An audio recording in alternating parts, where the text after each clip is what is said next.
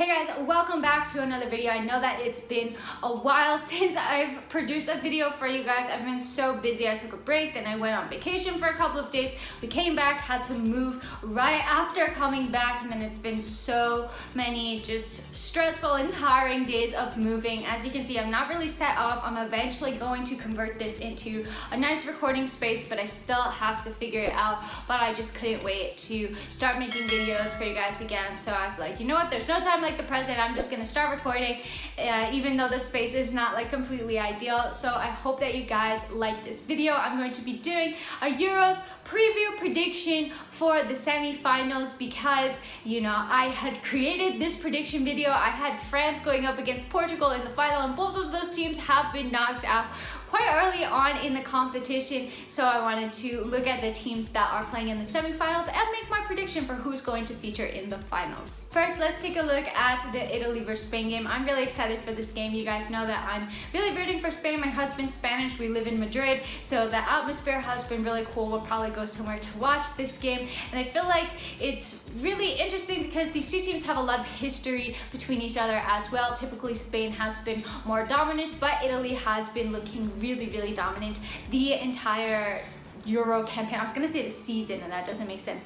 The entire Euro campaign, and I think that they could honestly go on to win this competition. So looking at Italy, I mean, they just have such a strong attacking force and defensive force as well. One of the key players for them is Spinazzola. He plays as an attacking left back, and he has just been going forward. His speed, his attacking ability to overlap with Insigne has been super important for this Italy side. So it's going to be interesting to see how they cope without Spinazzola. It seems that Emerson is going to step in. Emerson really hasn't had that much game time with Chelsea or with the Italian national team, so I do think that, you know, he can get a job, but probably a little bit of a downgrade on Spinazzola. But we know that he has a really great shot in him as well, so I think that he could still be a force to be reckoned with. But it's going to be interesting to see how that affects Italy's dynamic. Looking at some other really important players for them, Jorginho, of course, has been one of the players of the tournament. He's played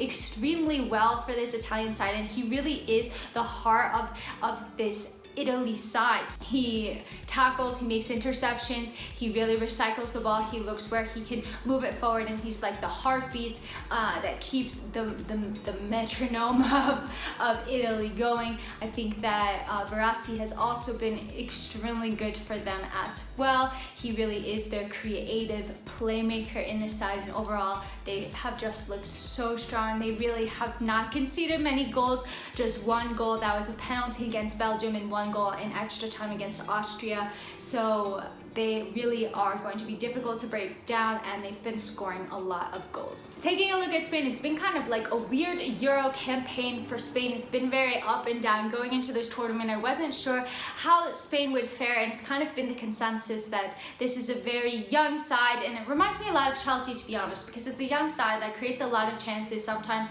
the defending is good, sometimes it looks a little bit suspect, and then they weren't able to finish off a lot of their chances. Their expected goals is just absolutely through the roof. They take a lot of shots, but they don't finish their chances off. They have Morata at striker. He had missed a couple of chances, but it was not just him. The backup striker for Spain, Gerard Moreno, also missed a couple of chances, so he wasn't making a case to start for Spain either. So it's really going to be interesting how they fare, because they do create chances. Italy don't concede a lot of chances, but Spain haven't been all that clinical. Looking at some standout players for them, Busquets has been really strong. He was missing in Spain's first two games, in which they drew 0-0 against Sweden and 1-1 against Poland. He came back after having tested positive for COVID, and then they went on to win 5-0 against Slovakia, and that is no coincidence. Spinazzola was also in that side, so I think that he also had something to do with it. Let's just be real. Pedri has also been a really important player. He's just 18 years old, plays for Barcelona. He probably would not have played if the Euros were last year, but he has been so important. He gets into really a lot of spaces. He's looking how to progress the ball. He's run the most kilometers out of any player in the Euros this season, so he really has been just so impressive. A weakness is a weakness of his defensive game is not really all there, so Italy could try to exploit that. Another strong player for Spain has been Jordi Alba. He is just creating a lot of chances. He has a couple of assists. I think he has a goal as well, or at least it was a goal and then became an own goal, but he has been super impressive in trying to help create attack as well as being very strong defensively. The thing with Spain is, can they finish off their chances? They also have a bit of a penalty problem. I think Morata missed a penalty, Moreno missed a penalty, and then in the shootout, they really did miss quite a few penalties. I was thinking, why is Azpilicueta not taking a penalty? Because he could surely score. I think he has a really good penalty in him. But overall, I think that Italy probably is the stronger team. Spain could squeak it out, but they just have not been as consistent. So I'm gonna go for 2-1 to Italy. Next up, we have Denmark versus England. Honestly, this is also going to be a really exciting game.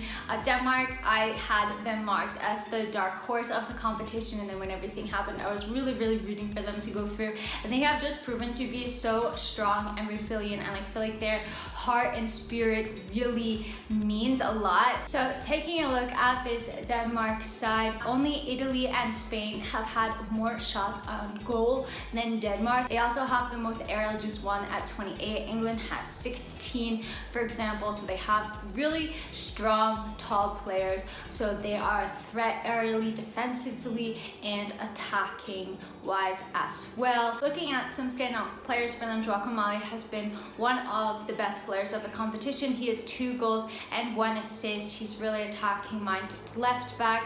Højbjerg has also been secretly very good, and their playmaker. He has 10 chances created from open play, which is the same as Kevin De Bruyne.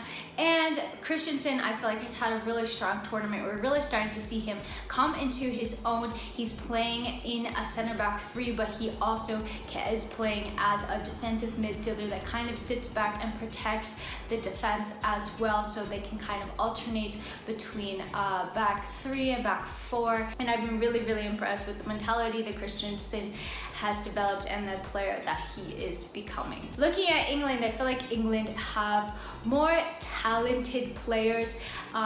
They had kind of an odd start to the tournament as well. Like, they were winning games, but it just wasn't so convincing.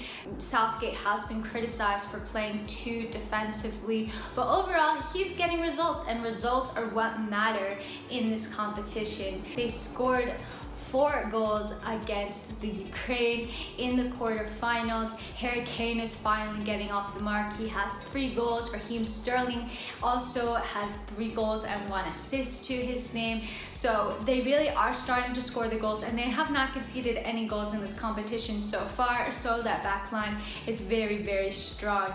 I think that the talent of England really is going to be enough to put them into the final of the Euros. I think that Denmark are going to put up a great fight, and it's going to be a really intense game, but overall I do think that England are going to edge it. I'm going to say that Denmark do get a goal because they have been really brilliant going forward, but I'm gonna say England to win it 2-1. So guys, I hope that you enjoyed this video. I really miss making them, so I'm definitely going to be back producing more consistent content for you, especially now that the Euros are coming to a close. If you like this video, don't forget to drop it a like, subscribe to my channel, all that good stuff, and until next time, I'm out.